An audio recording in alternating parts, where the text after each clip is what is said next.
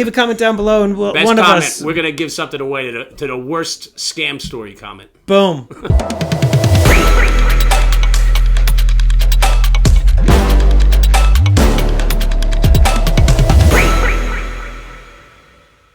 Today's episode, I was thinking that we talk about slabbed and graded coins versus not slabbed and graded, just raw.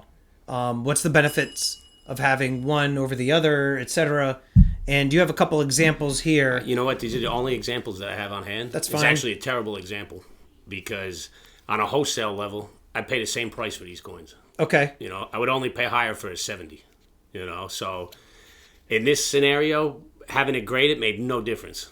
You know, but if it was a 70, I would have been a little bit higher. So just to give all of you just some perspective here, right? So the grading goes from, you know, ungraded all the way up to like very good, fine, whatever, extra fine, all these different grades up until like, then you get to like AU, and then you get to the MS, which goes MS 61, right? And then up to MS 70. 60 to 70. 60 to 70. I don't think I've ever seen MS 60. Usually I always see like 61s and up, but so MS 60 to 70, 70 being perfect. And so what Andrew has here is MS 69s. Now, the thing I would say about this, go ahead. You were going to say something. No, just the 69 just doesn't do anything for it. You know, well, especially it's a big because, difference. and the one thing to point out too is that this is modern bullion. This is like a modern gold eagle. So for a modern it's gold not really eagle, worth it to grade. right? You know? Which I'm surprised as to why whoever got this graded, like, why did they get this graded you know what, in the a lot first of people place? send them in hoping they get a 70. You know? But it's like, again, it's a modern coin. I mean, Yeah. you're talking crazy amounts of these that are minted. Yeah, but you know what? It goes with the customers, too. I get some customers that only buy slabbed. Okay. You know what I mean? So I show them these two coins, they'll take this every time. And don't get me wrong, retail, I do charge a little bit more for something slab. Everybody does. Well, because you know? also have the price in which it costs to slab coins. So, I think really that the slabbed and graded coins only really makes sense if you're talking about the older numismatic stuff, like you're talking about the silver eagles and peace dollars or whatever from the 1800s, as well as like the pre-33 gold. Would you agree? Or yeah. And the grading's weird. So I've had a couple coins recently that if you send them out for grading, AU's not worth it to grade. But if they come out MS, it's worth it to have it send out. So there's coins like that too. You really have to know what you're looking at and what you want to have to send out. You know what I mean? There's coins too that only MS 63 is worth big money. There's not a lot of them for that coin. You know? Could there be a situation where an MS 63 is worth more than an MS 64? Because if there's not a lot of 63s, you know what? Possibly if there's not a lot graded in that condition. You know what I mean? I had somebody not that long ago, 5 times he sent a coin out to get graded. He wanted a 66. It kept coming back 64 and 65. The 5th time he sent it out, he got it the 66 grade on it. It just depended on the person who I was guess working that whoever day. was looking at it that day, and it was worth it to do in that situation. From a 64, 65 to a 66 was like thousands and thousands of dollars difference. Really? You know, so in some situations it matters. You know? Now, what about the grading companies themselves, PCGS and NGC? And I know that there's also like Annex. Like you have some of these other grading companies. Have you found in the years that you've been in this business, one slab being preferred over another? Oh, sure. PCGS. Yeah, that's what I've Number 1. found too. Then NGC, and anybody underneath is just like... Like, what is it? You're you know, joking? and I don't know any of these companies or anything like that, but the ICG, you ever see that? No. ICG? It's another one that, like, you'll see a coin like this, it'll be MS-70. ICG, but they call it ICG. I can't grade. You know, so what happens is if it even like this, if it was a 69, it's probably a 65. Right. You know what I mean? It's not a 66. You're better off breaking it out of the slab. Right. You know. So what would you say then to the viewers that are watching in terms of, you know, what is it worth to buy? I mean, I know it depends on everybody's preference, but you know, if like somebody was newer and they were coming in, you know, and I know, again, you deal mainly only with businesses, but, you know, let's say you had a friend that was talking to you like, I'm thinking about buying some metals. I actually watched one of your episodes on YouTube, Andrew. Can you tell me, you know, what should I do? Should I buy slabbed and graded or should I buy raw? What would you say? Answer. I'd point them to that table right over there with the generic bullion on it. Yeah, you know? just get that stuff and just get it. This stuff's, you know, it's more for collector. seasoned investor that knows a little bit more about metals and stuff. You know? Yeah. Do you own any slabbed and graded stuff for yourself? Nope. None. Zero. Not a single coin. Nothing. I'm just not into it. I don't know. I did have Really? at one time. I had I'd taken in some Roman coins, some Okay. ancient coins. I Yeah. had them graded. I sat on them for a couple of months, got tired of looking at them, And then just sold them? off. Yeah. See, like I have some slabbed and graded pre-33 stuff just because I think it's kind of cool to have like that It is. historic No, numismatic it is. stuff. But, you know, I get what you're saying. When you buy and sell as often as the both of us, you don't really get Yeah, you become attached. numb to it. It's like the jewelry we talked about. These Yeah. people come in here and they're like, I gotta see this. They're like this in the bin, and like I throw that thing right in the melt, not even bat an eye about anything I bought today. Yep. You know what I mean? Yep. It's different. You Yeah. know, people are not used to seeing it, not used to doing it. It's like Right. it has that glow to it. Right, It's right. just, no matter what anyone's doing, it stops them dead in their track, and they're They like just, this. they're you just know? attracted to it and they don't know what to do. Yeah, you showed me a really interesting piece, which I won't get into complete detail because you don't want me to necessarily tell everybody. It's a pretty identifiable piece. An identifiable piece. It's very ornate. It has a lot of gold weight to it. And you were telling me how you had a bunch of people in the office that were just gawking at this thing and looking at it for like talking about it for like an Everybody hour, wanted to 2 take hours. Pictures with it, wear it. You know what I mean? And what was my reaction? Yeah, no, it's same as mine. I was Not a just big like, deal. oh, I was like, what the hell's on the Yeah, on the like, big front deal. here? Yeah. I didn't. No, So you get used to seeing it. you do. You know. So what's the takeaway for the viewer when it comes to slabbed versus graded? Then you just think they should just Stay go away, with stay away from the graded. stay away from the graded, Yeah, unless you're, you know, unless you're seasoned. unless and- you're seasoned. It is. If you're new getting into metals, stay away from the graded stuff for now. You know? even the pre-33 and that stuff. Yeah, you know what? Do you see new people coming in and buying 333 gold? No. Not really. No, know what you I mean? don't. It's something that you do as you gradually start getting more involved in the you know, Right. in the buying and stuff. Here's a weird question because I know you're always taking in the scrap gold and everything like that. Do you ever sell just bags of scrap gold online? Yeah, some people, you know, it's the same thing in New Jersey with the coins. It's taxable, so jewelry's taxable also. So you have that hurdle when you're trying to sell jewelry. You know, nobody ever wants to pay taxes on that stuff. So that's another reason that I don't sell the jewelry, just because it's taxable in New Jersey. But don't get me wrong. If a friend wants a gold chain, or you know, somebody reaches out and says, "Oh, can I get a chain?" I'll sell it to them. But I'm saying on your site because your website, No, you're it's only coins and bullion. why though? You know what? I've tried a couple sales outlets in the past with jewelry, like eBay and stuff like that. Man, just a headache. You know, they get a ring, they don't like the way it looks on their finger. The necklace is just a hair too short. They want their money back. It's a lot of indecisive decision making when purchasing jewelry. My last time I sold jewelry was a deal on eBay, and I sold an engagement ring. Oh. Right. 2 weeks later, I come home. The box is on my front steps in my house. Right. And I open this thing. There's a letter this long. How she was depressed that day. She didn't really want to buy the ring. I could find it in my heart to give her money back. You know, and you know what? I just stopped dealing with. I just don't like jewelry, man. It's a pain in the neck. But even from the perspective of the fact that it's meant as just pure You gotta scrap, remember meant to be too melted. the price I pay for this stuff. You know, some of these lots I'm paying 99% on. Okay. So like, even if I charge them $2-3 over a melt one chain, it's like it's not even worth the paperwork to do. You know what I mean? Yeah. It's, you know, you buy a chain for $1,000. You know, guy wants to pay $1,030 for it, $1,040, $2 a gram over the melt, and like, I don't know, it's just not even worth the paperwork. So, talking about selling online then, because one of my viewers had recently said to me, you know, I would love for you and Andrew to do a video talking about selling online. You know, how do you go about it? And Selling online is tough too. You know, I do a lot of business through my website for that reason. You can't really fool my website. You buy it on there, it's, you know, there's a transaction, there's a record of it, where like these people are contacting each other on direct message, DMing each other, saying, Instagram. how much is this? And like, you're just sending some money to some random guy you see on Instagram. I don't know. I see a lot of people getting beat online. Yeah. You know what I mean? I try to do everything through the site. Yeah. You know. This is one of the cautionary tales you hear, that it's important to deal with, you know, people who are well established, people that have a track record.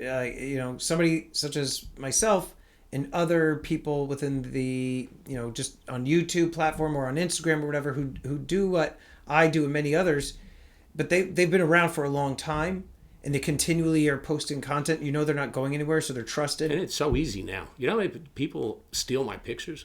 Oh, I see them. And have the stuff for sale. Yeah. And I said, man, this is something I sold 3 months ago. Right. It's not even in my possession anymore. These people are send money to this, and they're getting it off. There's nothing you can do about that either. Recently, a big channel in the stacking community was made aware of his items and a few other people's like pictures and video clips and everything being used for some scammer. Lo and behold, there was my stuff. But now I've seen it so often that you also become numb to it. Kind of like we were talking about a week ago when we did our other video talking about the gold scrap, and we just kind of get numb to the stuff. Some of them are so crazy. So one guy was using all my videos. And I have those red bowls. I'm the only one who has those red bowls. They're always in the back. And plus I could tell my desk and stuff like that. But he took one of my melt videos, and it's me talking, right? He used the same exact video, right? And his description: tough day at work today doing these gold melts. He got more likes than I did on the video, And I said, man, this is a crazy thing. Was that on Instagram? Yeah, on Instagram. Did you ever try to fight it? Nah. See, that's a little bit different. You have a little bit easier way of fighting that. I just had somebody on Facebook recently using my profile picture. Really? Yeah, and they couldn't come up with like a better looking. You know what? I called Facebook. I said, listen, this guy's trying to sell, and he's using my picture. And they said, well, maybe he likes your picture. That's it. That's all there's really no course of action choice. They wouldn't even take his. He blocked me. And that's happened to me. Then you're just done. That's happened to me where somebody's taken my stuff, my posts, and there were multiples. And before I could even report them, because viewers told me about it, before I could even, report on it, I was blocked. So I had to have people that follow me do it for me. Yeah, and so everybody was posting the complaints. The community's pretty good, though. They report a lot of them scammers. They, I always see them saying, don't buy from this guy, or, Are you ever curious what these scammers look like? Oh, and where they live? I'd love to get my hands on one. I know. Not that I've ever been scammed personally, but I just hate seeing it done to people. But just the thought, like, imagine what you probably picture this scammer looking like. Imagine it's like a 70-year-old like white lady with glasses sitting and knitting, and then she's really scamming. Like, you have no idea what these. You really never know. But going back to like selling online, one of the reasons, and kind of touching on what you were saying about Instagram, I don't really sell that much on Instagram unless it's my private deals group. I have a group. There's like 80, 90 people in there. I deal to them, but them only, because they're vetted and they don't do the nickel and dime bullshit that we... all the people that reach out to me, that, what do you have available for sale? I just send them a link to my website. That's it. I've done that too. That's it. I've done that too. But the hemming and hawing and the back and forth, will you do like $2 off? Like, I don't have time for that. I know you certainly don't have time for that on Instagram. I annoy them all day long. The website's the best thing to do. And then like for me, like, I found that the auctions are, at least for me, selling online, it's like a different methodology, because you're kind of putting on a show. And it's you a do little well with the auctions. I do well with the auctions, and it's like a type of engagement like you don't get that when you're buying on a website. You don't get that when you're buying on eBay or whatever, because now the end user, the viewer, and the participants, they're interacting with me. They might ask me a question, I make a joke back or whatever, and you start to get to know them. And then some of these guys who you actually have gotten to do some transactions with over the phone, like I've known some of them for 3-4 years, and have done. So and I was so supportive. Yes. I just want to tell you, we did the first video. I was just telling somebody this story, and some states stopped charging sales tax 5-6 months ago. So my website wasn't updated, and somebody bought it. I forget what state, maybe Virginia, and I charged them $177 sales tax. And I called the guy. I said, listen, I'm going to refund it. I didn't realize that your state doesn't charge it anymore. He said, keep it, man. And I said, listen, keep it. It's $177. I saw your video, you and Stormy. I just wanted to support your business and all this other stuff. I said, listen, I know who you're talking about. I'm not keeping the money, but, just such He's supportive such a good guy, people. that guy. Yeah, really nice people. And I've met some really good people in the last couple of weeks, man. Yeah. No, there's a lot of people within the community. The other thing, too, which is nice about, at least with the auctions, a lot of the people, it's become part of the ritual week in and week out. Every single Tuesday, they'll hop on there and there's always other the same people, people? always the same people, and then every once in a while you get a couple newbies that pop in there. And they're like, they don't know what to make of it. They're watching it and they're about to have like a seizure. Like there's things blowing up and stuff going all on. sorts of things. They're not used to it. They're not. Yeah. But then you see, I have like an army of people with the blue wrench, the moderators who, they tell them like what's what and they kind of guide them, if you will. But they are a very supportive group of people. And the stacking community in general. A lot of good people I've met throughout the years. Yes, every once in a while you do get your typical drama and everything like that, but it's Right. yeah. So we're here talking somewhere. is it the voice of the Lord? we're gonna keep on rolling. I guess we'll edit this part No out. dog barking this time. No, Right. Dog. At least that they know. It's Andrew's security system. There's a situation that's been handled and taken care of. The perpetrator has been taken down. Now eBay. Do you still sell on eBay? No. Only on my website. Really, I really limit myself. For that, that was honestly the last transaction I've ever had on eBay. The diamond. Returning the Stormy. That was like, you're done. But That's it. Just done. And it was like, there was a couple other instances leading up to that. People just returning stuff. And I don't know. I hate dealing with that. We were just talking about a guy who held up a payment that bought something yesterday. It was out for delivery yesterday. Yeah. I said, give me another. It's out for delivery. It's not like it's in my possession. But now what happens if it's out for delivery? If he stopped the payment, but it's still being shipped to him, he's going to have your stuff, and then you're out the money. PayPal reversed it. Will they? It'll come back to you? Yeah. Okay. I mean, at least you've got that, because that was part of our conversation. We talked to it's insured. If worst case scenario, I have to refund him his money. So you like your website. It's kind of hands off in the way that you don't have to have too much customer facing interaction. Instagram, I agree with you. Too much hemming and hawing. You get scammed by somebody on social media. There's no recourse. The guy closes his account. What are you gonna do? There's nothing that you can. I've had something happen with my website, which I'll get into. It can happen to you also. I've been scammed on my website by a fake PayPal user. Yeah, it was like a similar type of thing. But I would say that anybody that's looking to sell online, number one, you got to be very cautious. You definitely have to make sure that you are, like you said, you have like insurance, that you have like the PayPal protection, whatever systems that you're putting in place. You want to make sure that you are safe and secure on your end, because there are a lot of scammers out there. It's funny. I tell you a story. A guy came in here not that long ago, and somebody I know personally, right? And they said, Andrew, I bought this pant bar on eBay. I don't really feel right about it because it came overseas. Can you put it on your x-ray machine? I said, yeah, no problem. And it was beautiful. Brand new pant. It was in this sealed thing. I put it on my machine. It wasn't even gold plated. It was like 80-something% copper. No.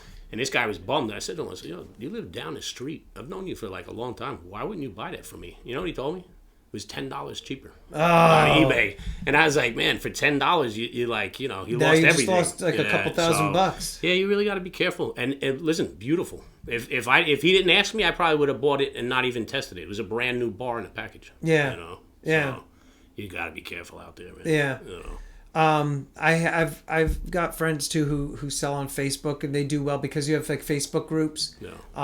There's good ones out there. Yeah, but they're groups too. So like there's certain ways in which you get vetted into these groups, which actually helps with that. I mean, that's certainly one avenue in which people can go through. But eBay, I've heard of horror stories where people are selling on eBay and they get scammed, and a lot of times the buyer is the one that has the benefit of the doubt and not the seller. Yeah, that flipped. That used to be when I used to sell on eBay. They used to you'd have protection. Favor the buyer. Yeah, the seller. Oh, they favored the seller, and you had an instant like an issue. They'd usually reimburse you and help you in some way. Now it's they're all for the buyer. Right. I wouldn't sell on there. I see what my father goes through. Now they have the authentication. Yeah. Too, which is like another loophole. Another thing standing in your way. There's also the selling on like Whatnot and on Drip. I've been approached by both platforms to sell on there. It's not for me at this time, but I can see some benefit there because they're taking on a lot more of the risk, essentially facilitating the platform. They're kind of being the middleman. They're collecting the And don't get me payments. wrong, I understand. There's a lot of fakes out there, man, and Yeah. they're getting better and better at them. Yeah. You know. Yeah. I wouldn't be surprised if you see a lot of companies having some type of authentication services. Right. You know? Guys, you just essentially want to be careful and everything, but Yes, be careful. But be careful. That's the takeaway here. Leave a comment down below. Have you ever been scammed? Have you ever had any Let's horror hear some stories? Good ones. We want to hear some good scam stories. We may give the best scam story down you go. below, and don't say, "Oh, Stormy's auction. There's a big scam," or Andrew's This website. one time I did business with Andrew. Yeah. Worst experience. Yeah, but leave a comment down below, and Best one comment. of us. We're gonna give something away to the worst scam story comment. Boom. All right, guys. See you on the next one.